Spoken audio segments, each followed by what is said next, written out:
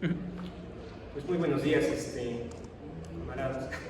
Hoy vamos a iniciar la mesa 4 sobre disciplinas epistemológicas y respuestas coloniales en su congreso sobre decolonialidad, arte y estética. Para iniciar esta mesa 4, vamos a iniciar con nuestro ponente. Gracias por venir, es Elvira Ruiz Vivanco, egresada de la UAP. Les leo primeramente su semblanza.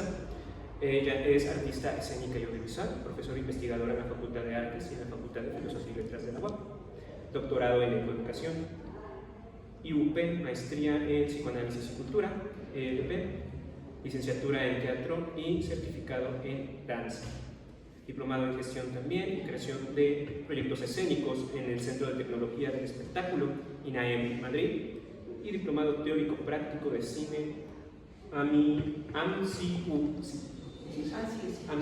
perdón. Entonces, ella nos va a hablar en su ponencia sobre ecología emocional del sistema de aprendizaje transversal, retrospectivo y de los dispositivos educativos escénicos experimentales. ¿Puede comenzar? Luis. Una variable de la ecología de saberes y descolonización del arte. Resumen. Con este escrito se busca dar cuenta de la aplicación del sistema de aprendizaje transversal introspectivo para ahondar en la ecología emocional y la ecología de saberes, a fin de producir un dispositivo educativo escénico experimental descolonizador del arte dramático y teatral domador de dragones. Palabras clave: ecología emocional, ecología de saberes, descolonización del arte. Introducción. Nuestra propuesta tiene como antecedente los dispositivos educativos escénicos experimentales de, por siglas, recurso que tiene su origen en el centro de la búsqueda teatral, por favor, donde conectamos con el diagrama escenotécnico, espacios aportado por Héctor Serrapar, mientras el sistema de aprendizaje transversal introspectivo, SATI, o meditación en acto propio de la educación permanente, aspira a la concienciación y fluctuación holística, ecología profunda y teoría ecológica de los saberes. Conectamos en la ecología profunda apoderada por el filósofo armenés con los sistemas funcionales articulados en un complejo ecológico interconectado. Particularmente la ecología social y el ecofeminismo abonan a las praxis transperformáticas un endarnaje epistémico ad hoc a la visión holística que puentea a Oriente y Occidente. Dicho paradigma innovador sistémico se trama particularmente a la ecología humana profunda y a la espiritualidad propia de la trama que es la vida, reflexionada por el físico y activista Gilles Wittgenstein. Siguiente. A contrapelo del antropocentrismo, la ecología profunda es incluyente y rizomática con los organismos vivos que habitamos en el planeta Tierra. Así tenemos al modelo ecológico de la teoría de los sistemas ecológicos TESS del psicólogo ruso Uri Bronfenbrenner, connotada en los ambientes naturales. La teoría ecológica de los sistemas pondera 5 anillos sistémicos superpuestos en cuyo centro localizamos al sujeto y su entorno inmediato o microsistema, enlazando a su vez a los nexos personales más próximos o mesosistemas. Luego ubicamos a los lazos comunitarios que refieren al exosistema, mientras el contexto sociocultural da cuenta del macrosistema y el cronosistema se asocia a las transformaciones paradigmáticas en el devenir de un sujeto o de una población concreta inserta en el macrosistema ecológico y social. Tal amplitud de la TES permite gestar nuevos sistemas ecoeducativos favorables para la efectuación del complejo sistémico que nos compete, que es el sistema de aprendizaje transversal introspectivo SATI, el cual contempla un estado de concienciación o atención plena, una actitud serendípica flexible y un globo sistema holístico propicio para acontecer en acto, dinámica factible para producir dispositivos educativos escénicos experimentales a partir de la meditación, indagación, imaginación, creación y reflexión de productos varios. Ruta metodológica viable para la gestión ecológica emocional, factible para arrancarnos las máscaras y tratar de descolonizar nuestras prácticas artísticas escénicas en concordancia con la ecología de los saberes. Una obra factible de descolonización del arte dramático y teatral vía la ecología de saberes. En nuestro caso, el desenmascaramiento descolonizador lo efectuamos desde la exploración de la sensorialidad técnica, límite entre nuestra propiocepción y externa percepción, a fin de explorarlas performáticamente desde la piel y el impulso vibrátil de una corporalidad que idóneamente no mienta ni en la ficción, ni en el realismo, ni en el mito. Y si Franz Fanon nos combina a demoler el mito del negro, en la práctica escénica descolonizadora que titulamos Domadora de Dragones de Chantal Thomas, En esta propuesta teatral buscamos deconstruir las transtextualidades eurocentristas, enfatizando la raíz náhuatl de los personajes de esta dramaturgia. Así, en tal exploración, la lengua náhuatl y el mito le dan sentido epistémico, épico, originario al laboratorio creativo que efectuamos, a saber, el proceso histórico que es la descolonización, en palabras del psiquiatra y filósofo francés caribeño Frantz Fanon, a veces no es comprendida, no resulta inteligible, translúcida en sí misma, sino en la medida exacta en que se discierne el movimiento historizante que le da forma al contenido. O sea, descolonizarse implica efectuar un procedimiento paulatino de emancipación de los billetes atálicos del eurocentrismo, rigurosamente criticado por el filósofo argentino-mexicano Enrique Dussel, quien aporta el concepto de transmodernidad en aras de descentrarnos espacio-temporalmente y abrevar de nuestras raíces culturales y, agrego, de las alternativas teóricas que gestemos. En tanto, la ecología de saberes, celebrada por el sociólogo portugués Boaventura de Sousa Santos, democratiza la generación y acceso al conocimiento desde la epistemología del sur. Episteme que nos combina a aprender que existe el sur, aprender a ir hacia el sur, aprender a partir del sur y con el sur. Comprendida la ecología por Boaventura como la práctica de agregación de la diversidad a través de la promoción de interacciones sustentables entre entidades parciales y heterogéneas. De Sousa Santos identifica 5 ecologías: la ecología de saberes, la de las temporalidades, de los reconocimientos, la de las transescalas y la ecología de productividades. Asimismo, la transversalidad de su teoría considera las diferencias, desadecuaciones y replanteamientos teóricos contextualizados sociopolítica y culturalmente, variables ecológicas entramadas en la obra Domadoras de Dragones de la siguiente manera: ecología de los saberes, entretejida con el pensamiento mágico náhuatl, en el que conviven el entorno natural y social con el imaginario sobrenatural, el rito y la magia. Ecología de las temporalidades, aplicada temporalmente en la dramaturgia de Chantal Torres a modo de bucle recursivo digético que hila a la mitología oriental europea y prehispánica náhuatl a través de la figura alegórica de los dragones. Ecología de los reconocimientos, revelada mediante la agnólisis de las líneas protagonistas de la obra, quienes reconocen el menester de domeñar su malestar subjetivo. Ecología de las transescalas, explícita en lo local que abarca desde la originariedad náhuatl interconectada con la universalidad de la carga mítica de la ecología emocional. Ecología de las productividades, sostenida en la sororidad ecofeminista y el sentido comunitario originario en la obra Domadoras de Dragones. Con ello, se explicita cómo la narrativa que articulamos escénicamente permite tramitarse desde la episteme sureña latinoamericana. Luego, en lo concerniente al eje poético, ambos recursos epistemológicos, tanto la descolonización personal y colectiva como la ecologización de los saberes, dan cabida a la diversidad de expresiones personales y artísticas que emprendemos con un sentido local que conecta la singularidad de cada sujeto del acto estético con el sistema social y el cosmos subjetivo que es la espiritualidad. Desde tal enfoque, el abordaje crítico idóneamente daría espacio a una genuina heterogeneidad inclusiva de las múltiples voces, miradas y performances. Aquí el desafío concierne a la transformación holística con un sentido ecológico de los sujetos para transitar de un acaecer depredador hacia un acontecer creador sustentado en la dimensión ecologista y social de las emociones. En esta tónica, la sutileza, la ternura y especialmente la cosmovisión náhuatl la entretejemos con la ecología emocional infantil, misma que intenta dar cuenta del devenir afectivo de los infantes en lazo con su micro, meso, exo, cromo y macrosistema, perspectiva canalizada hacia el autoconocimiento y la gestión de la subjetividad. Los árboles de esta espiral ecosistémica transperformática los ubicamos en las coprotagonistas de la dramaturgia Domadoras de Dragones del modo siguiente. Ecosistema Domadoras de Dragones. Microsistema: Xochitl, 9 años, huérfana de abuela, y Moconatzin, 8 años, huérfana de padre. Mesosistema: abuelita de Xochitl, padre de Moconatzin. Exosistema: casa abandonada, juego con el mapa, espacios extraescénicos, valor para luchar contra huracanes, monstruos y dragones, dormir y soñar, y Mocochipitetzin. Cronosistema: juegos con el tiempo, superpoderes, volar, desaparecer, vivir eternamente, desear detener el tiempo, la muerte, horas de dragón. Macrosistema: dragones. Amoitla, la negación. Tlahuelmiquilisti, el enojo. Semilki, el negociador. Cocoli, el dolor. Tlahuelcaqui, la aceptación. Esta ecología emocional y ecofeminismo en la dramaturgia Domadora de Dragones lo encontramos así. Para la niña poco convencional como Moconatzin o la señora de los mocos, su superpoder son sus mocos consistentes en la capacidad de generar, extraer, manipular, imaginar, recrear e interpretar una idea y traducirla en imagen para convertirla en un complejísimo producto de arte o combate. Ella circunscribe las posibilidades de un superpoder a lo que sí pudiera materializarse cual manifestación de las emociones expresadas en forma de dragones, oponiéndose a las tontas historias de princesa o a ser despertadas de un sueño profundo con su beso de un príncipe o un sapo.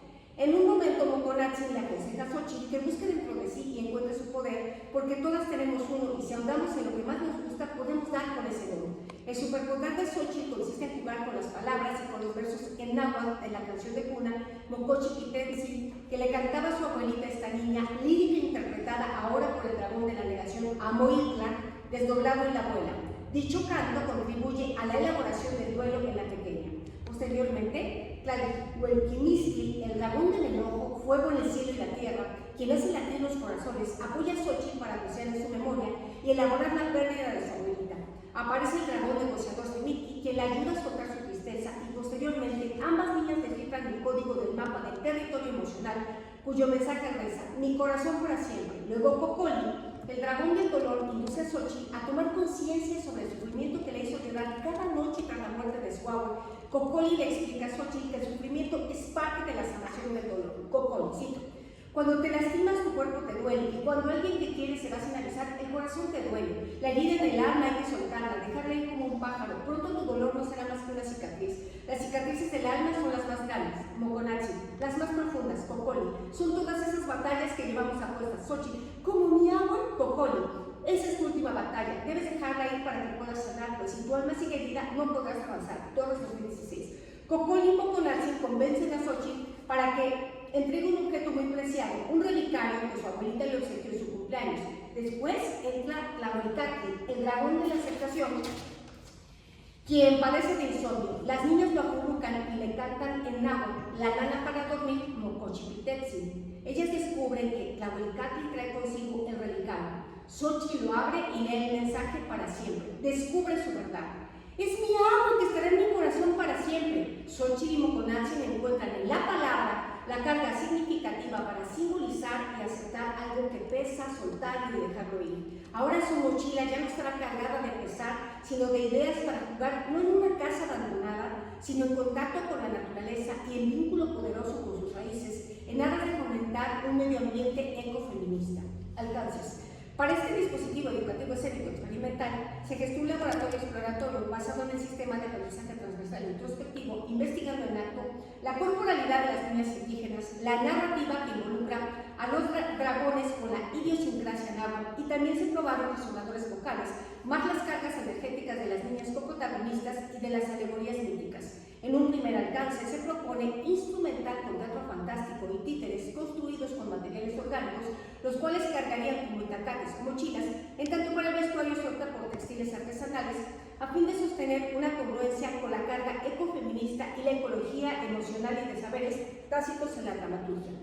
El autoconocimiento, el cuidado de sí y de la compañera, aunado al rescate y preservación del entorno natural y las raíces culturales del ecosistema, Satire, tomadoras de dragones, nos permite fomentar la cultura de paz comunitaria sostenida en la holística ecoeducativa. A su vez, la ecología profunda y de saberes y el ecofeminismo del sur fortalecen los lazos sororos y el sentido espiritual característico de la cultura ancestral indígena. Esta experiencia nos representa una oportunidad para reinventarnos en tanto pueblo con una activada, cito, fuerza política transformadora y focalizar en palabras de la activista feminista ítalo-mexicana Francesca Gargallo la invisibilidad a la que habían sido condenadas por siglos las lenguas, las cosmovisiones, las relaciones de género, así como los sistemas educativos y de salud. Prospectiva investigativa.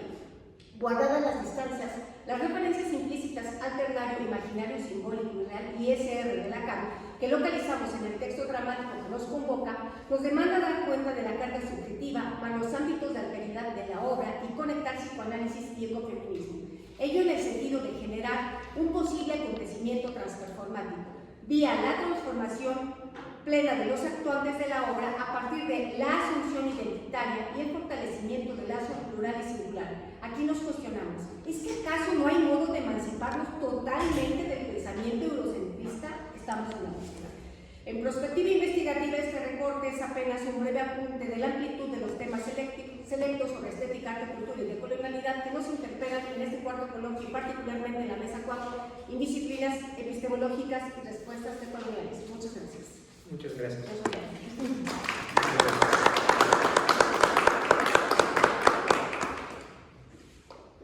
Bueno, la dinámica es preguntas y respuestas al final. Okay. Para todos estaríamos dando comienzo a la segunda ponencia. Ahorita pasamos a preguntas y respuestas con usted.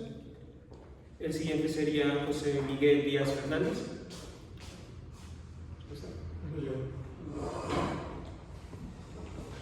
Humberto. Yo. Bueno, tenemos una ausencia, entonces pasamos a la siguiente ponencia con Jonathan Farías Carrillo. Su ponencia todo comenzó con los impresionistas o de cómo los burgueses tomaron las riendas del mundo del arte.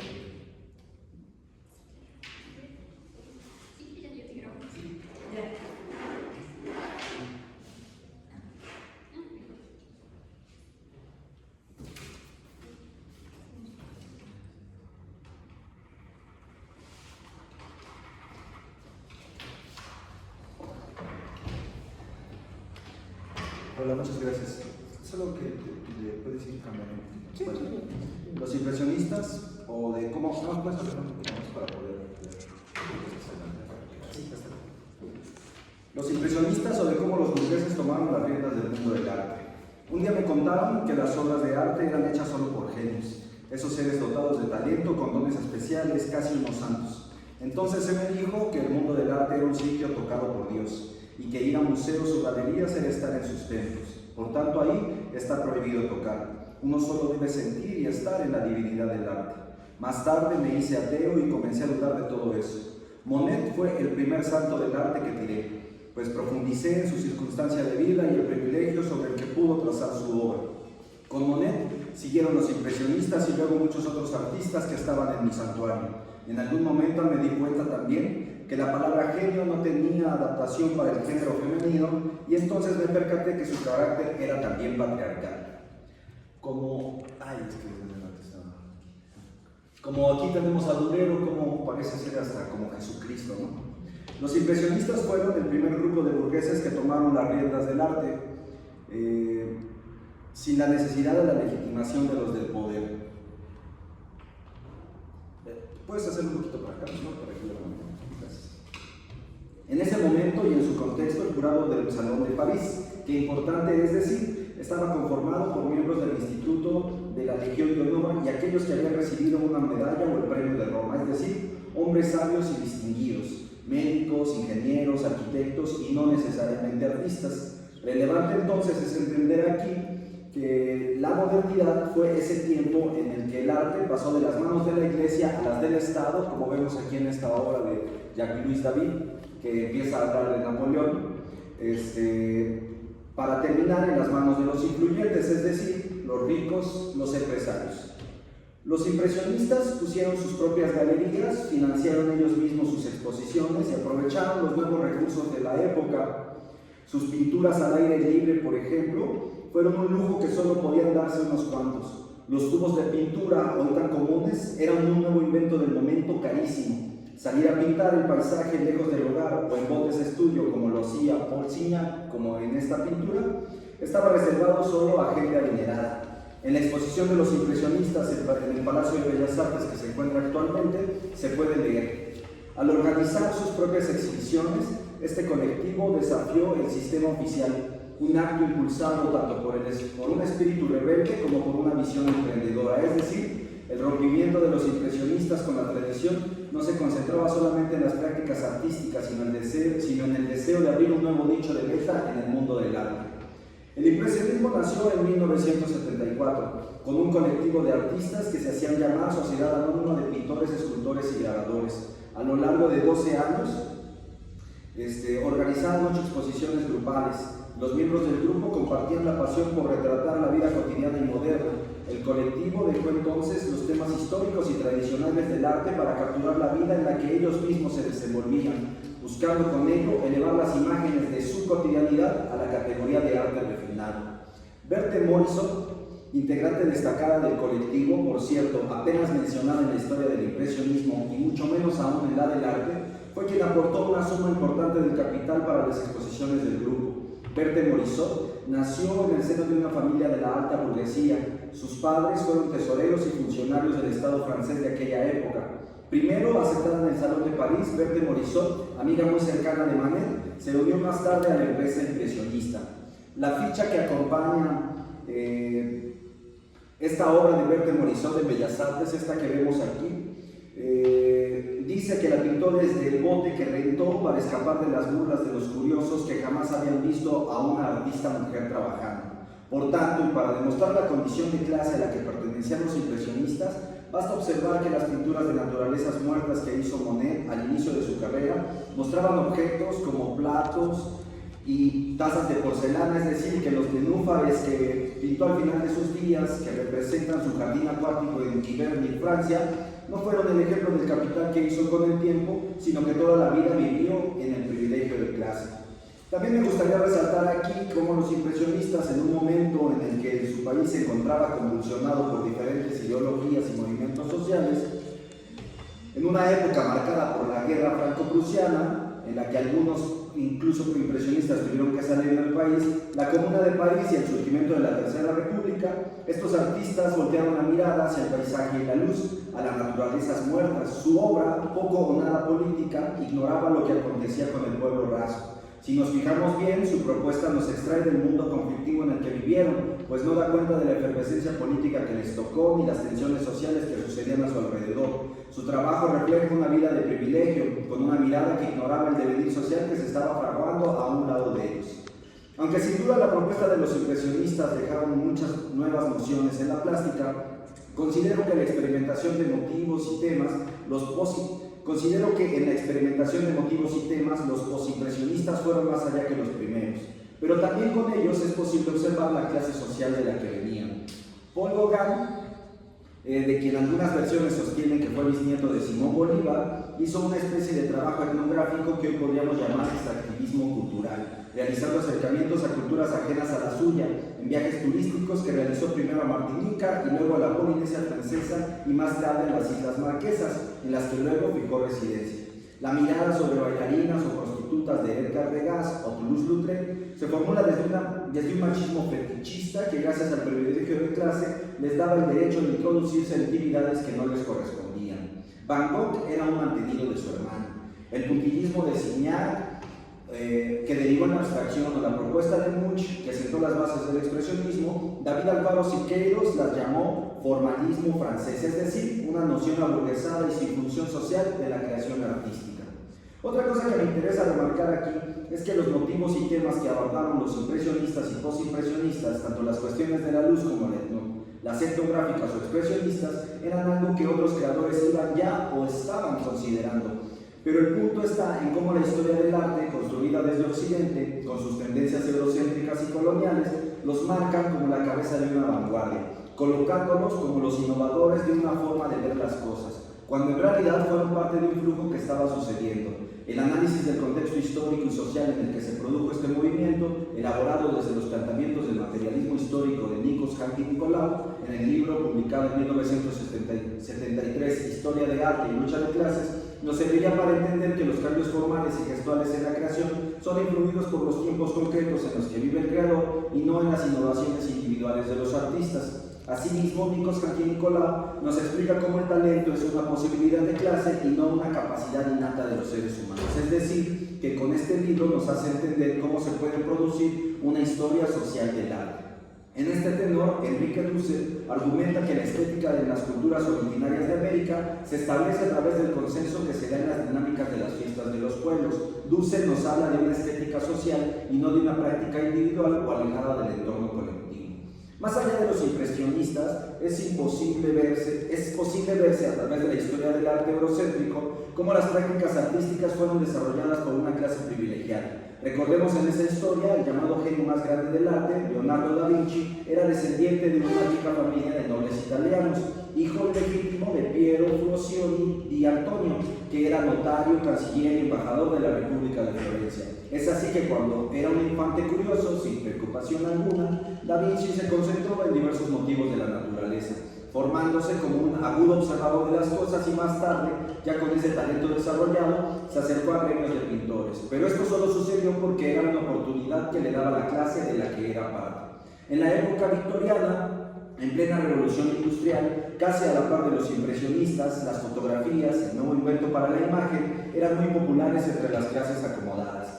Las mujeres aristócratas, de procedencia británica principalmente, ilustraban con la técnica del collage álbumes de fotos.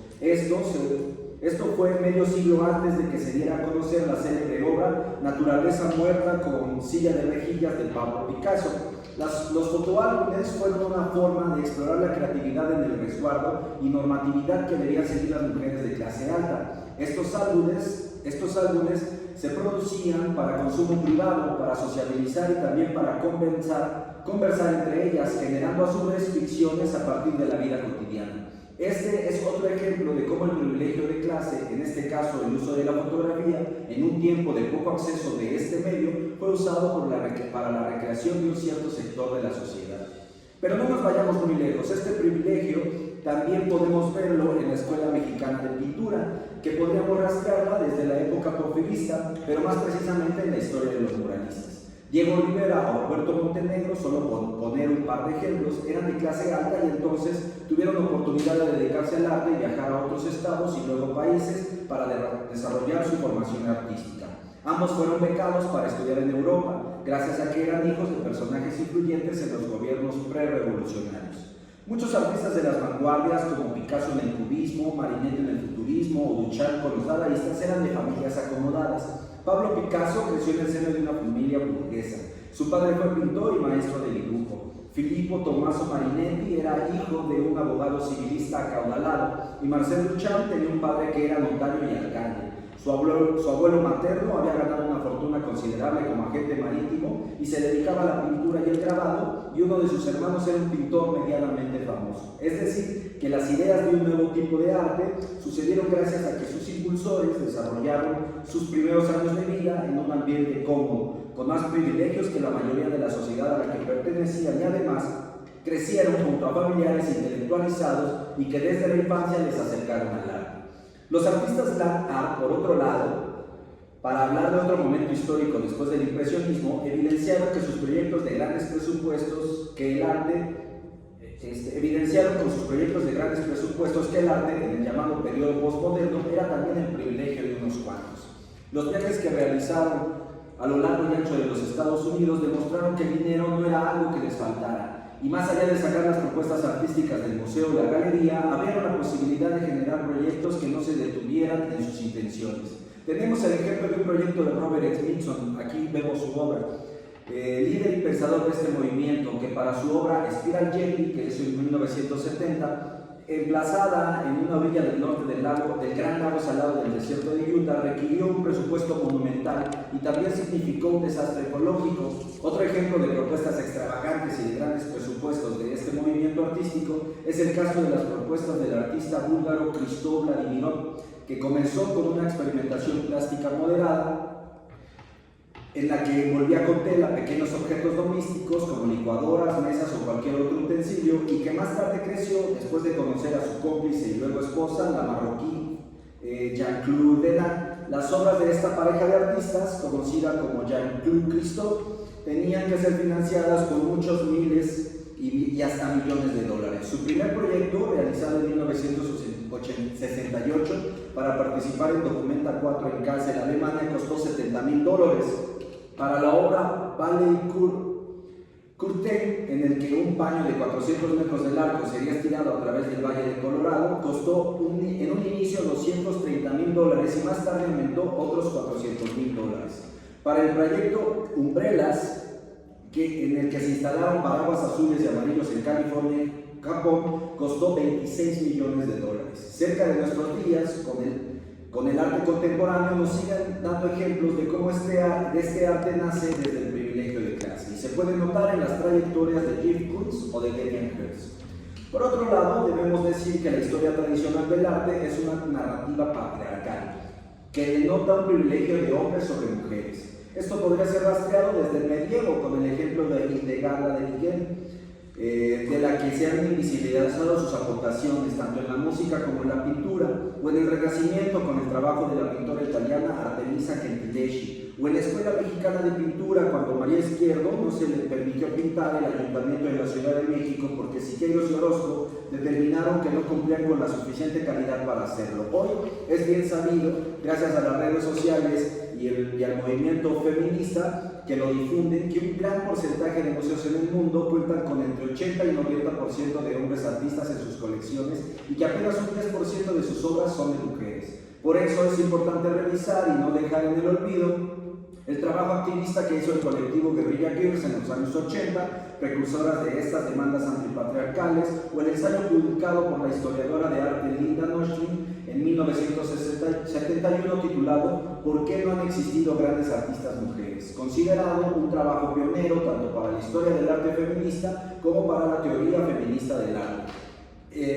Historias de colonización hay hartas en el mundo, narrativas que tejen una visión eurocéntrica y patriarcal y que en la academia se siguen reproduciendo casi sin chistar. Dice que la historia es de aquellos que la escriben, pero también de los que la aceptan y difunden. Entonces me pregunto, ¿por qué deberíamos creer que Picasso fue el primer artista que descubrió las culturas africanas después de pintar las señoritas de la Aviñón? ¿O que Paul Gauguin descubrió la danza de la Polinesia cuando llegó ahí y las pintó? Dice Enrique Dussel que la epistemología cartesiana está mal planteada, ya que en realidad tendría que suplantarse el pienso luego existo por el domino luego existo. Pues ese principio ha sido la forma primaria de Occidente para la coexistencia y diálogos con las otredades culturales. Tampoco olvidemos que la historia del arte no se terminó, como dice Arthur Sedanton, cuando Warhol hizo las serigrafías de las cajas de brillo.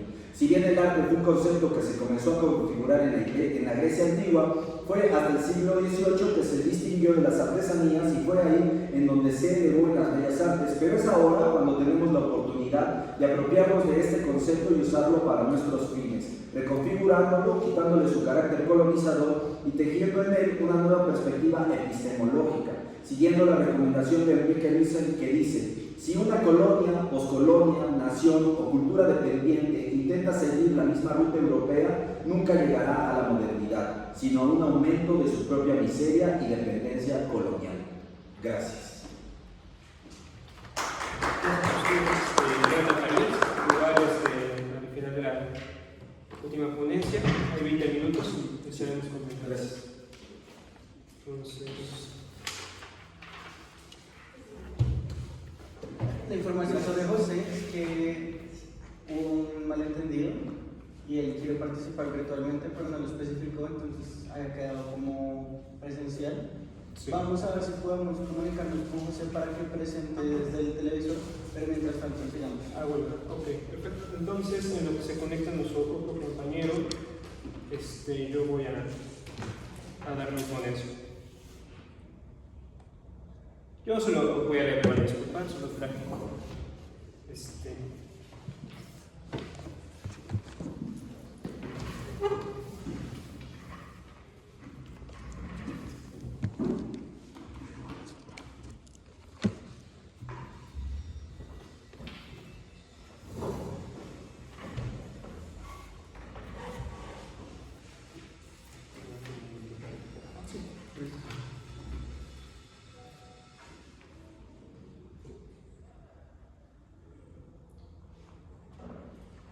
Bueno, yo me llamo Pedro Barranco Reyes, soy licenciado en filosofía de aquí de la UAP y bueno, mi ponencia yo la nombré Misología, 3 resignificaciones del término en clave colonial.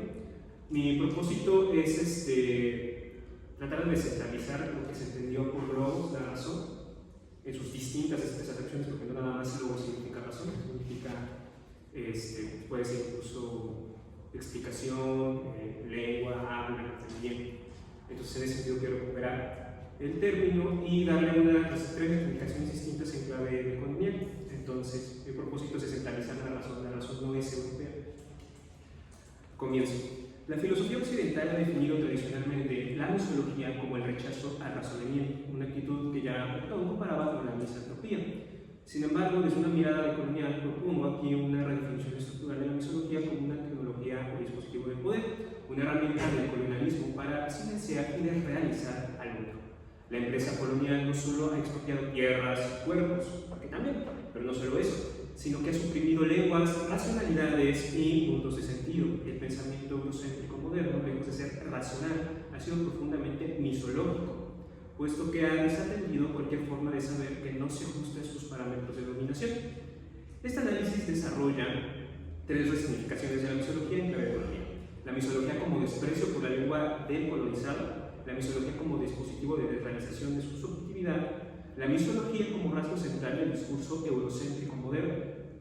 A lo largo de esta ponencia veremos cómo el odio al lobo sigue siendo y ha sido clave en la configuración histórica de la colonialidad del ser, utilizando como referencias a Fanon, Quijano, Lane-Baker y Wationgo, entre otros. Entonces, primer punto, la misología como desprecio por la lengua del colonizado. Platón establece en el Fedón, en el 90D, que el misólogo es aquel incapaz de reconocer su propia insuficiencia para comprender los razonamientos, culpa la razón misma y la rechaza. Lo mismo ocurre con el colonizador, quien proyecta su desprecio hacia la lengua del colonizado, considerándola primitiva o irracional. Wationgo documenta esta violencia lingüística en Descolonizar la mente, en su obra, señalando que en el sistema colonial, en su propia vida, porque es parte biográfico de esto, el inglés se transformó en la medida de la inteligencia y el acceso al conocimiento, también a la cultura, mientras que las lenguas nativas eran castigadas, consideradas de segunda clase. En mi opinión, la lengua fue, cito Wationgo, el vehículo más importante mediante el cual el poder fascinó y atrapó el alma. La bala era el medio de la subyugación física, la lengua era el medio de la subyugación espiritual. En el sistema escolar colonial que escribió Wationgo, hablar en lengua nativa se castigaba físicamente, mientras que el dominio del inglés era permeado con prestigio y ascenso social. Este desplazamiento lingüístico no fue accidental, sino un dispositivo deliberado para fragmentar la identidad del colonizado. Fanon denuncia esta lógica en los Coordenados de la Tierra, mostrando cómo la colonialidad impone al colonizado una relación conflictiva con su propia lengua y cultura. Cito: el indígena es un ser acorralado, la primera cosa que aprende es a ponerse en su lugar, a no pasarse de sus límites, pues el uso de la lengua hace esto, le enseña eso al colonizado. El colonizado aprende que su lengua lo delata, lo marca como inferior, condena al desprecio institucionalizado. Esa estrategia misológica se convierte en una tecnología de dominación, donde la represión de la lengua nativa es también la represión de la epistemología y de una forma de ser en el mundo. Segundo punto, la misología como dispositivo de realización del colonizado. Si la lengua depende de la subjetividad, entonces es suprimir el acceso al yo y su respectivo desarrollo. El filósofo Lane-Baker, en su artículo Personas como entidades sociales, sostiene que la subjetividad es un producto social y lingüístico.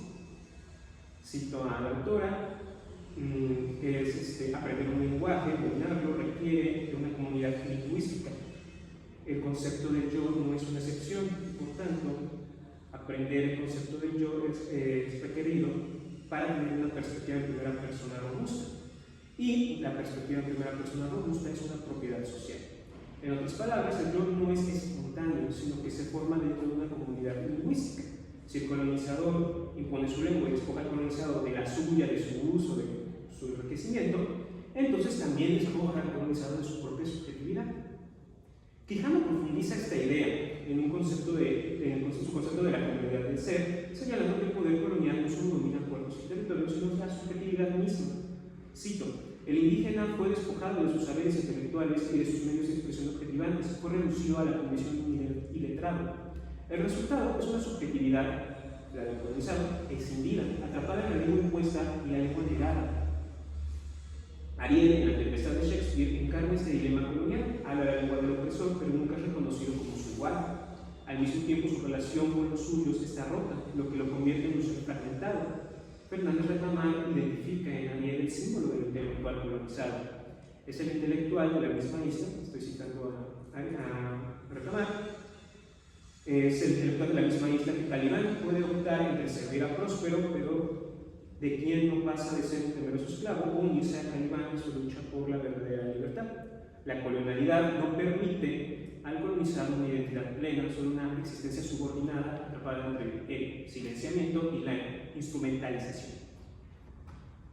Tercer punto, la misología como rasgo central del discurso eurocéntrico moderno. Es el tercer sentido que quiero dar de la misología. El pensamiento moderno europeo se presenta como universal, pero en realidad se trata de un universalismo excluyente. Es la gran contradicción y por tanto es profundamente irracional. Walter Mignolo y Arturo Escobar han señalado cómo la modernidad impuso su historia local como una historia global, subordinando epistemologías europeas a una condición de atraso o hasta barbarie, ¿no? Entonces, de ahí luego tenemos excusas de que no fue Hernán Cortés con su monte y su espada que vino a dominar a los nativos americanos, sino que fue el espíritu, o sea, espíritu absoluto, alguna cosa así. La modernidad, cito a Escobar, eurocentrada ha producido particulares diseños globales de forma tal que ha subalternizado otras historias locales y sus destinos correspondientes. Esta lógica monológica en el núcleo de la misología como ideología es el odio al logos ajeno. No es un accidente, sino una condición estructural del colonialismo, un rechazo sistemático a la alteridad y a la pluralidad de saberes.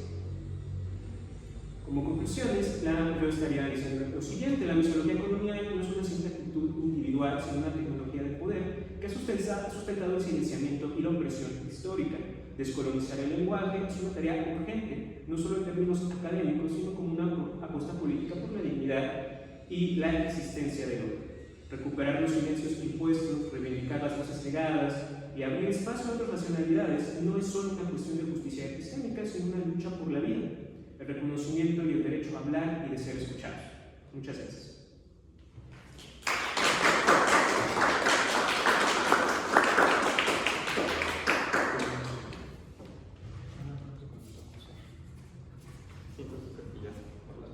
Bueno, entonces si quieren vamos a empezando la ronda de las preguntas. Creo que será correcto y bueno si vamos conforme fueron pasando los ponentes y abrimos las sesiones. Si gusta pasar nuevamente.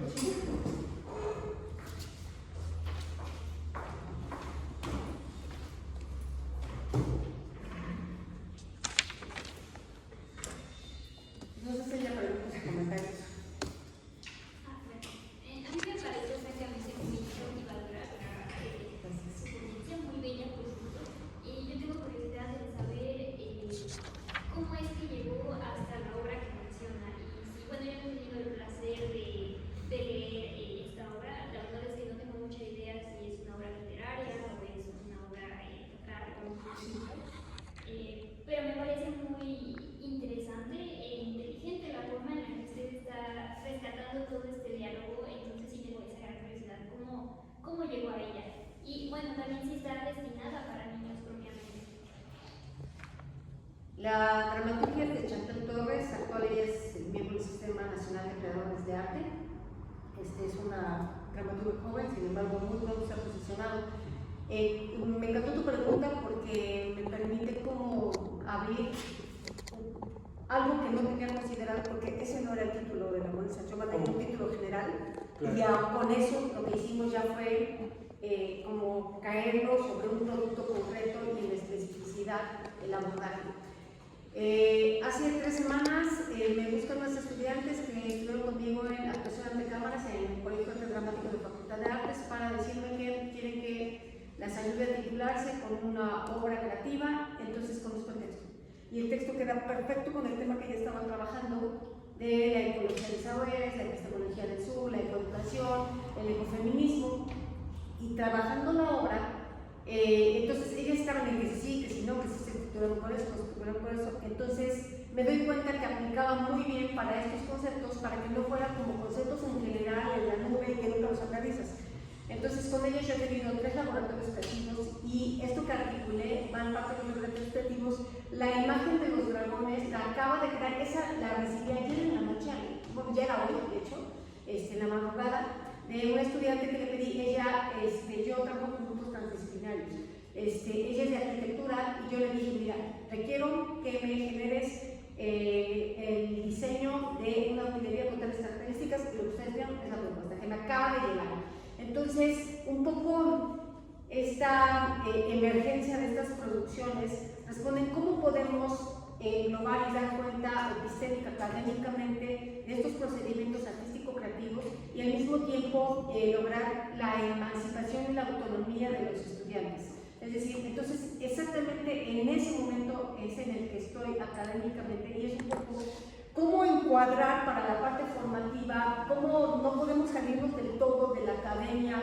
de todos estos elementos del canon, todo lo que se ha estado problematizando. Sin embargo, la especificidad y la singularidad de esta autora y de estas estudiantes, a las cuales solamente una ha sido mi estudiante que no ha seguido la carrera, los demás no las había visto hasta esta última materia de actuación, que es actuación de cámaras, cómo lograr que se produzca, que acontezca desde la singularidad de lo que son. Y entonces ahí hay un ejercicio de ecofeminismo, de decolonialidad y de acontecer del sujeto. Y al final del día todos estos cruces epistémicos no se salen del eurocentrismo, no salimos del pienso lo que existo. Sin embargo, estas otras propuestas ahorita que hicieron, que se citó la variable de Enrique Dussel, que es uno de los referentes que tenemos, también vemos que de pronto las compañeras investigadoras tampoco las han publicado tanto, o sea, prácticamente las tienes que rescatar en videos, en entrevistas que les han hecho. O sea, también ves que acceder a los aportes de todas las teóricas es complicado. Entonces vemos que en realidad es un terreno fértil para las mujeres, para los investigadores, pero sobre todo, ya regresando a la cuestión del náhuatl y la náhuatl que cita la autora, ¿no? Coco Pitetsu, que es niñito, chiquito, bebé, enorme, que es una labor de niño. O sea, al final del día seguimos dándole vueltas, ¿no? a estos narrativas que traemos ya de muchos siglos y que aquí se han dedicado de una manera muy interesante, muy inteligente. Es que en la indagación que estamos trabajando y un poco conectando con una de las ponencias, yo ahora me pregunto y me voy con esa pregunta: ¿es que acaso en esta cuestión de la lengua y el lenguaje que se ha puesto en tela de juicio, quizá habría la posibilidad de considerar que lo más genuino que tenemos, y eso me lo pregunté y me voy a llevar como investigación, no es el balbuceo? O sea, como estos primeros, antes de que se produzca la palabra, antes de la lengua, primero hay un sonido cultural de que trata de articularse, y acaso no, en esas improntas, en estos intersticios, no es que puede producirse algo que traemos en la memoria mnemotécnica de los millones de años que está en la cadena de ADN, y que en algunos momentos de conexión, de análisis, de producción estética, ¿no? Aunque tengamos todos estos elementos burgueses, hay algo que conecta, que hace que esa obra sea genuina de este momento, de este instante.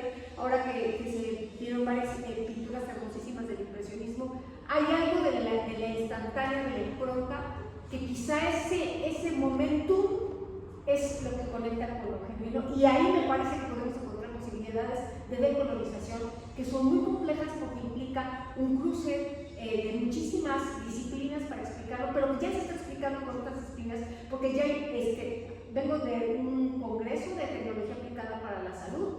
Entonces, ya hay recursos tecnológicos que pueden darnos cuenta de cómo estas cuestiones sí hay manera de explicarlas desde otro territorio, como la neurología, por ejemplo, los algoritmos con la neurociencia, desde la física cuántica, por ejemplo. Entonces, hay un momentum de la instantánea donde sí puede haber, en este instante que acontece, que puede ser como un orgasmo, donde puedes decir, en ese momento toqué lo que es algo que sale del ser, aunque no sea nunca alcanzarlo, nunca lograrlo, por eso es como un instante, ¿no? Y el hecho de que te plasmado en la obra es que nos da de cambios, ¿no? Bueno, no sé si Sí, me hace pensar en yo lo que más que tendríamos que hacer una mesa redonda, me hace pensar en eso que propone o que estudia ahora más bien Didi Huberman sobre la imagen superviviente, ¿no? Esto que decía por ahí Avi Warburg, que son gestos que están más allá como de lo cultural, y también lo asociaría pues con lo que dice Carl Jung sobre los símbolos, ¿no? Es decir, cómo tenemos sueños que son más bien de la humanidad y no construidos a través de simbolizaciones muy concretas de la cultura, ¿no? Sí. Pensaría que son esos gestos que se siguen quedando o que se fueron creando desde la prehistoria, incluso desde antes de ser Homo sapiens, ¿no? Es que Sapiens. le tuvimos que poner nombre y apellido, tuvimos que simbolizarlo para dar cuenta de eso que acontece, pero que termina siendo del terreno del inefable, ¿sabes? O sea, como yo digo cómo amo a mi hijo, hasta que se me quiebro. No, las palabras no me alcanzan para decirlo, porque las palabras, todas las palabras, aunque podría traducirlo a todos los idiomas que ya tenemos esa tecnología, no van a decir eso exactamente que yo siento, aunque lo puedan medir con algunos recursos tecnológicos, ¿va? Entonces, creo que lo que se me hace interesantísimo de lo que conectaría, lo que me llevaría de este coloquio, es que quizá por el campo en el que me muevo, una decolonialidad a la que ahora estoy convocada es a la que yo pueda dar cuenta de por qué yo digo que soy yo. Y me parece que tiene un terreno enorme. ¿Cómo yo puedo decir que soy yo? ¿Qué me garantiza que cuando yo digo que soy ese nombre o me presenten esa persona, esa máscara, o sea, soy yo? Sí. No estoy segura, ¿sabes? Son semblantes que tengo que creerlos para poder llegar a esta hora con ustedes. Si no tuviera esos semblantes y estas credenciales, no estaría aquí. No sé si estaría en un manicomio, tal vez. ¿Va? O en un laboratorio con otros artistas, ¿no? Que tampoco se diferencia mucho, ¿eh? Va, bueno, paso lo Seguirás tu pared, por favor.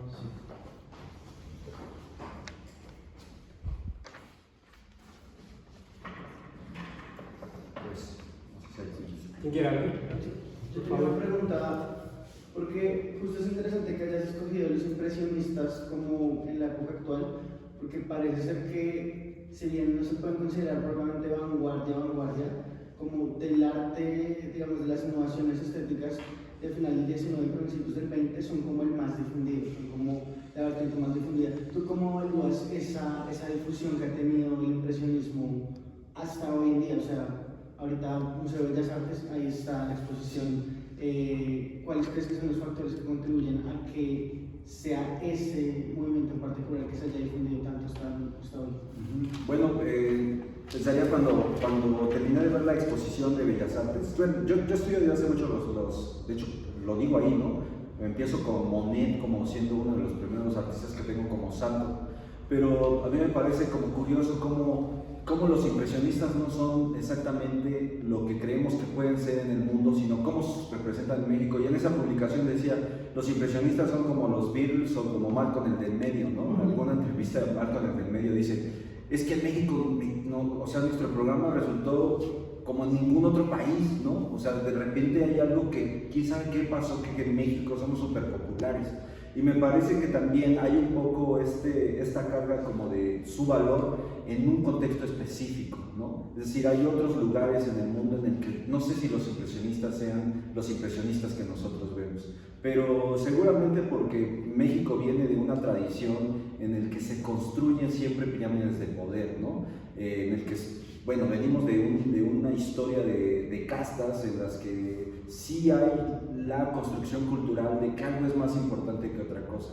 Y me parece que ir a ver a los impresionistas va mucho más allá de ir a ver una obra de arte. Ir a ver a los impresionistas es estar en un estatus de entender el arte de una forma, ¿no? Porque creo que el arte se consume en realidad desde esa mirada. Desde yo voy al museo para decir que sé de arte, no porque de verdad vayas a cuestionarte, no porque de verdad vayas a preguntarte cosas, sino porque el arte en México se ha construido como un valor para un cierto nivel intelectual y de clase, ¿no? Yo pensaría. Yo quería comentar algo que es comentario, pero es felicitación. Me parece interesante que retomes esta idea del genio, ¿no? Porque siento que es como una variación del mito del individuo como fundamento y como, por tanto, como la verdadera fuerza productiva y creativa de la realidad.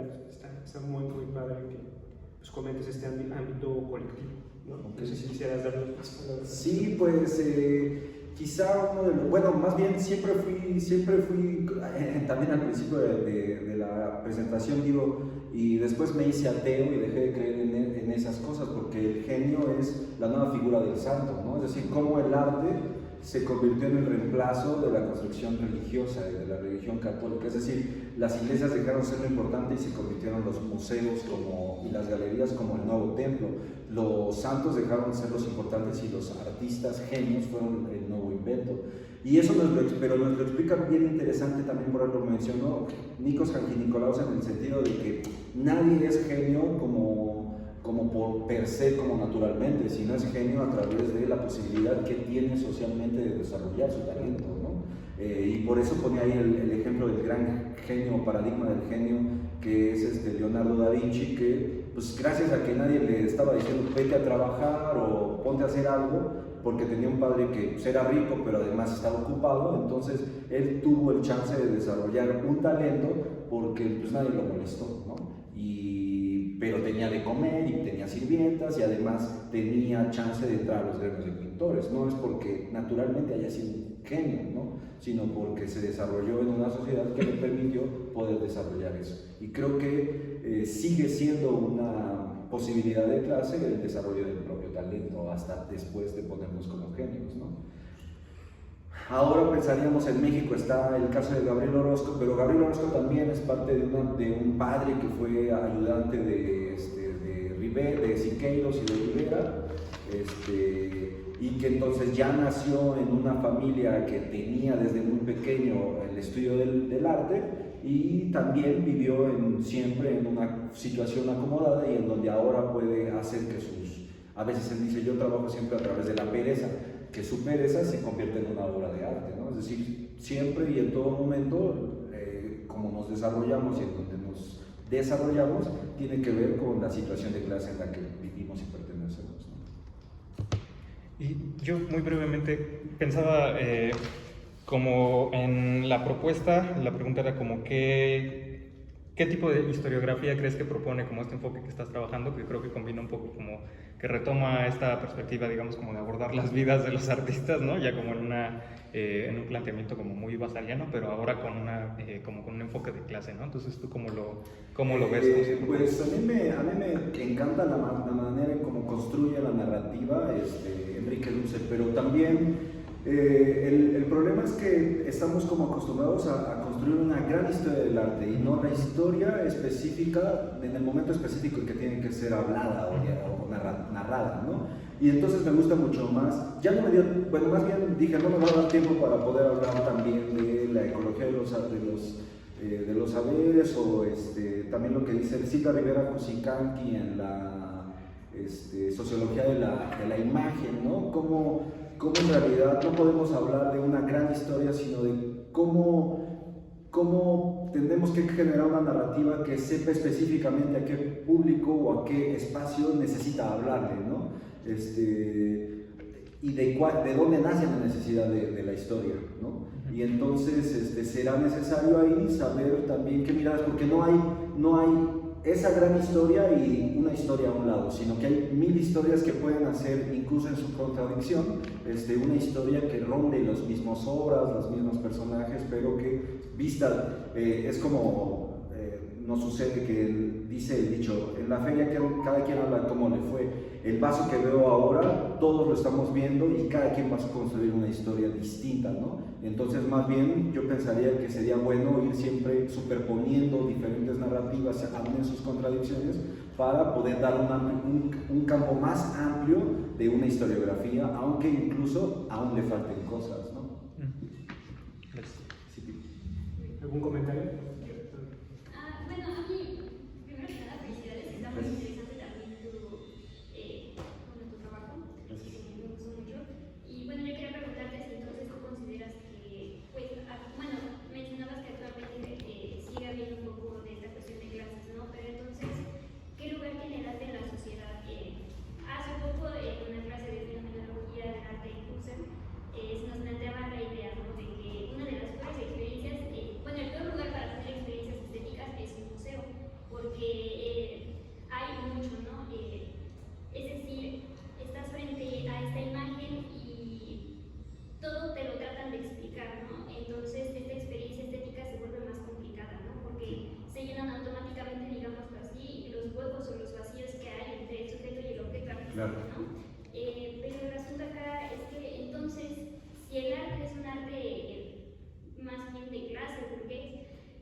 nosotros pobres mortales que no podemos ir al Louvre en París, Está ¿qué cerrado. nos espera?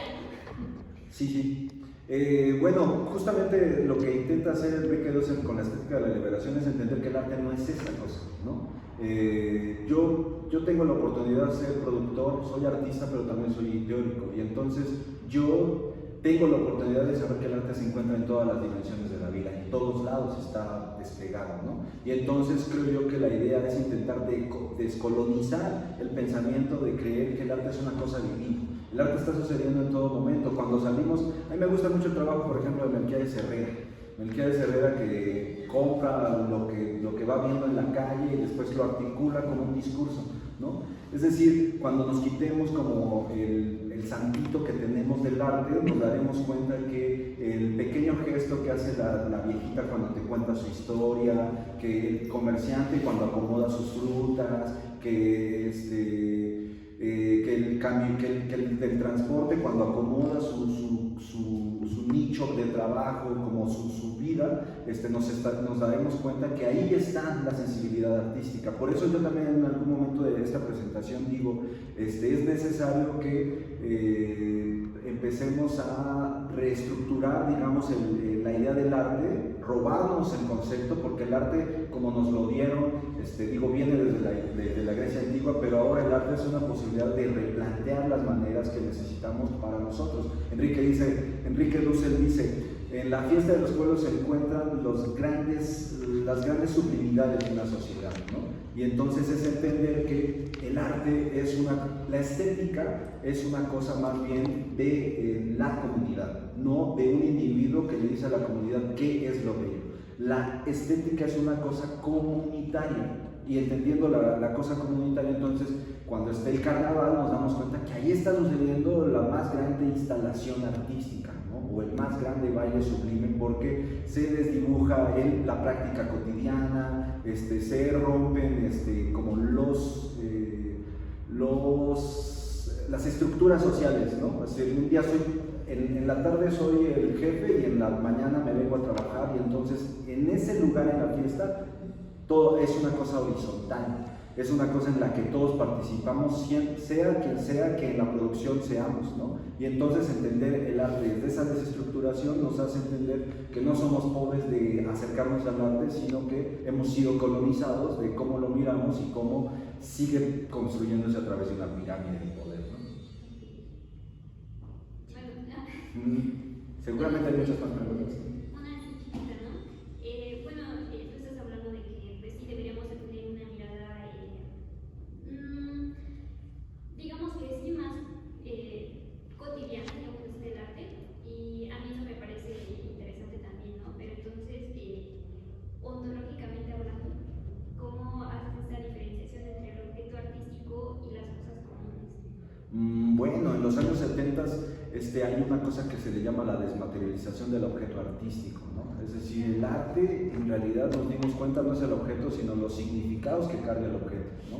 Es decir, yo cuando voy a ver una obra de Rembrandt no estoy viendo la obra de Rembrandt, estoy viendo todos los símbolos y significaciones que se han cargado a través de la historia en eso, pero nunca es la obra de Rembrandt. Si llevamos la obra de Rembrandt a una tribu africana, te aseguro que la van a poner como una mesa, o la van a poner como una ventana, o la van a poner como otra cosa. Es decir, tenemos que ir entendiendo que estamos guiados por una semántica que en todos lados va construyendo significados, y que en realidad el arte siempre es una cosa que se ha construido como algo inalcanzable o como un poder más allá de otro, ¿no? Y entonces es necesario ir rehaciendo la mirada, entendiendo que tampoco es más importante que otra cosa. Es decir, el arte es igual que el que hace la comida, y ahí está también el arte. Cuando bajemos de su pedestal al arte, podremos acercarnos sin problemas, entendiendo que el zapato o la gran obra de Da Vinci son igual de importantes, ¿no? Sí. Gracias. Cerramos con él. Sí, creo que sí. Gracias. No, gracias. ¿Tú, mamá? Sí, sí. No. Yo tengo que no se ve. Gracias. Ahora sí. Bueno, estaríamos pasando a la ponencia. Yo creo que me adelantó un montón. Pero, pues si tienen alguna pregunta o comentario, pues se vale de todo. Bueno, a mí me parece muy chistoso que, por ejemplo,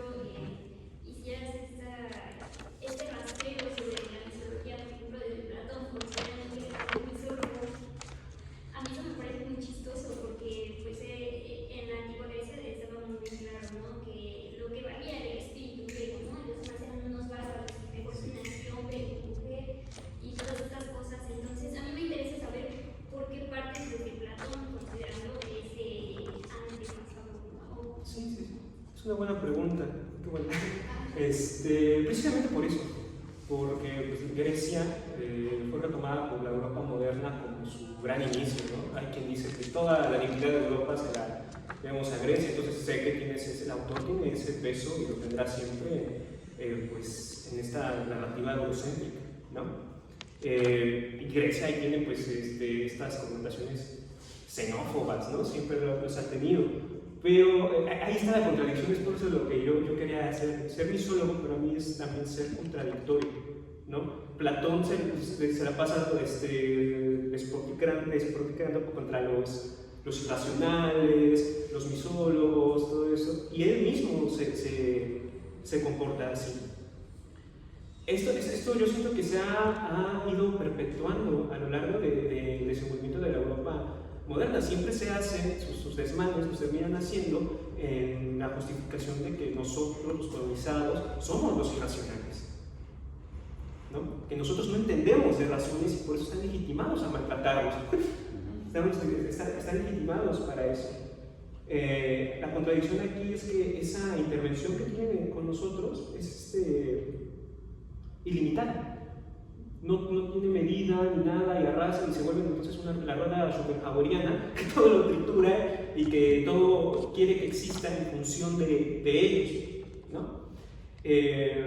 La contradicción es esa, la razón ya no es límite, ya no es racional cuando se trata de expansionismos, de extractivismos culturales, ahí ya no es irracional. ¿Por qué retoma a Platón? Por eso, porque no es que no sepan. Hace más de 2500 años, Europa tiene los conceptos suficientes y necesarios para detenerse. No quiere. ¿Quiénes son los irracionales entonces? Tú y yo. Claro, seguramente tú, yo, seguro, o sea, es eso. Ese es el asunto, los que están desrealizando, los que están aniquilando, el logos, la epistemología, por ejemplo, del sur, son ellos. Están siendo pues misólogos, son los portadores de la razón todo el tiempo, ¿no? Ellos son los que nos civilizaron y así, pero se comportan barbáricamente. Ese es el asunto, ese es lo que, por eso, ¿por qué retomar a Platón? Porque es su propio fundamento también de ellos y en su fundamento de contradicción, como tú bien señalas. Esa sería mi respuesta. Si hay algún otro comentario. Sí, yo sí tenía una pregunta. No, creo que no entendí, no escuché bien. Sí. Si un misólogo es incapaz de reconocer su qué. Sí, su propia carencia e incapacidad. Ese es el asunto. Eso lo dice Platón en el Fedón. El misólogo se enoja cuando no entiende. Cuando no entiende razones, se enoja y entonces se cierra y dice: no es que yo no entienda, sino que el razonar, el dialogar, es en sí mismo tonto. Es en sí mismo un sinsentido, una estupidez. Es un carácter que yo creo en Europa no necesita dialogar con nadie, no se trata de eso, es hermético en ese sentido para consigo mismo. Esto ya no lo dije porque según yo no me iba a dar tiempo y comencé a correr, pero el asunto con la misología y la misantropía, que yo creo que son concomitantes, es la cerrazón que tiene el misólogo y el misántropo. El misólogo no quiere oír razones. ¿Qué le queda si no quiere razonar? Ser violento. No le queda eso, no le queda, entonces no le queda sino ser misántropo. Y Platón en la República es lo que dice de los misántropos. Los misántropos no pueden ser sociales, no tienen actitudes sociales, no quieren constreñir su ego, no quieren darse cuenta de sus carencias, no pueden constreñir su ego para darle espacio a la alteridad, a lo otro. Es lógica expansionista. Es Europa, eso es el colonialismo. Entonces, por eso es lo que estaba comentando, no sé si te haya respondido. Sí. ¿Sí? Pues sí, básicamente es No me acuerdo que estamos llenos de misólogos, entonces, o sea...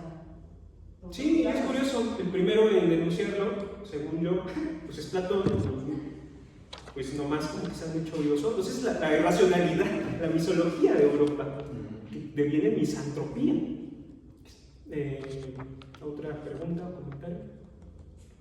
Bueno, de acuerdo a tu exposición, bueno, a lo mejor tal vez sería como más amplio, ¿no? Pero ¿no te parece interesante cómo se relaciona el tema con las otras dos ponencias? Sí. Porque bueno, justamente está hablando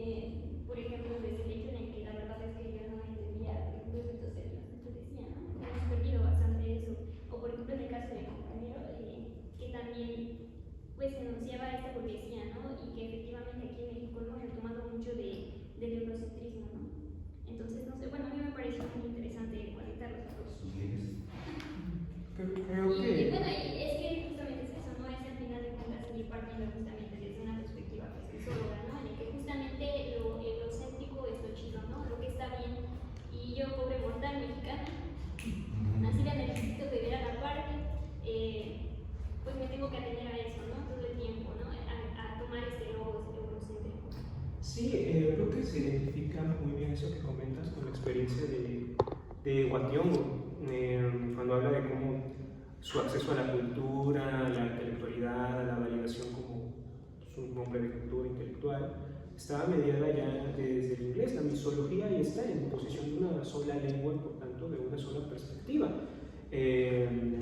Incluso esto es filtrativo, en el sentido de que sí te vamos a dar espacios, pero como hablante de segunda.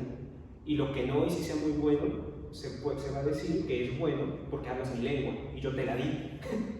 Es esta idea misóloga, sí, pero en ese sentido monológica. Creo que ya que comentabas que se relacionaba con las demás buenas ponencias que se presentaban, es en ese sentido de la monología. Todo misólogo es monológico porque solo escucha sus propias razones, ¿no? Y en ese sentido es que hay cánones, ¿no? Por ejemplo, artísticos, y tenemos una narrativa oficial, que el impresionismo es lo máximo, ¿no? Por ejemplo, y por eso en ese sentido está muy bien que haya estas perspectivas de decir, bueno, pero eso lo dices desde tu historia, es una narrativa, pero la historia de Europa no es la historia universal realmente, es una historia local. Eso es lo que yo decía al final, esa es la contradicción de la monología, y es lo misólogo también de Europa, que hace pasar una historia local por una historia universal.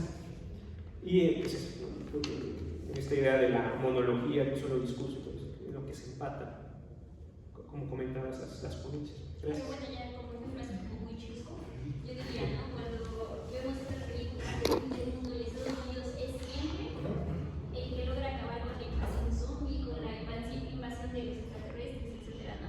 Yo creo que de ahí podríamos retomar también esta idea de la O está esta clasificación de los discos, bueno, antes que existía Mixup, que era rock, balada, no sé, y había una música del mundo, ¿no? Como si música del mundo fuera un género que comparte cosas cuando estamos escuchando cosas de África, de Colombia. Ajá, lo que no es ser eurocéntrica. Ajá, sí, claro. Bueno, ya se todo. Pues creo que ¿te escuché? Pues esto me parece interesante la distinción que hacías, como decías, cuando es misólogo se sale de la razón, porque entonces la razón sí tendría esa capacidad para, o sea, como ese ideal de la razón, tantas veces justificada y tantas veces conceptualizada, sí tendría ese principio, ese ideal, la capacidad para incluir otros discursos. O sea, la razón sí será incluyente, pero el misólogo, cuando se sale de la razón, es cuando es exclusivo. Porque esa es una buena pregunta, porque me recuerdo un artículo muy interesante que era si el kantismo era misógino. Era como, y el artículo decía, pero es que Kant pudo defender a las mujeres a partir de su filosofía moral, pero no quiso, no lo hizo. Pero entonces el punto es eso, es como no quiso, o realmente, o sea, podemos releer esta filosofía aceptando las limitaciones como que tenían los que la defendieron, los que la propusieron, para hacer como una filosofía más incluyente, o realmente hay un vicio dentro de la filosofía misma que es lo que los pide. Ok. Creo que esa es la pregunta, está muy bien planteada.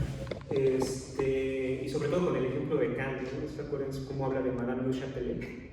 Y dice que ella es casi un hombre, casi tiene una barba hecha de conocimiento, esas cosas así como, no, esta lógica filtrativa, y en este caso pues de cortes patriarcales, ¿no? Misóginos. Yo soy de la postura, y eso yo creo que sí lo rastreaste bien de lo que dije, que sí, la razón es capaz de reconocer esa universalidad. Como tú bien dices, yo también tengo esa postura de que desde Kant, desde los postulados de Kant, se pudo haber defendido muy bien la mujer, no quiso, pues porque el hombre era un misógino. Y traicionó a la razón, traicionó sus propios postulados. No me parece sorprendente porque los humanos lo hacemos todo el tiempo. Somos unos incongruentes. Y ese es el asunto. Cuando somos incongruentes con la razón, eso nos molesta. Y lo que ahí hacemos para disolver esas disonancias cognitivas es hacer vericuetos lógicos para que parezca que nuestra propia razón ya no nos acusa. No sé si Kant haya tenido esos dilemas morales. Oye, creo que lo que estoy diciendo implicaría pues que las mujeres tengan acceso al voto, a la educación, etcétera, etcétera. Obvio que sí, obvio que sus postulados desde ellos se siguen completamente. Yo no sé, pero pues, pues ahí está la brecha que tenemos. Nosotros somos seres racionales. Yo diría eso. Bueno, creo que con eso estaríamos cerrando esta mesa. Le agradecemos a los ponentes y que se sigan haciendo estos espacios. Muchas gracias.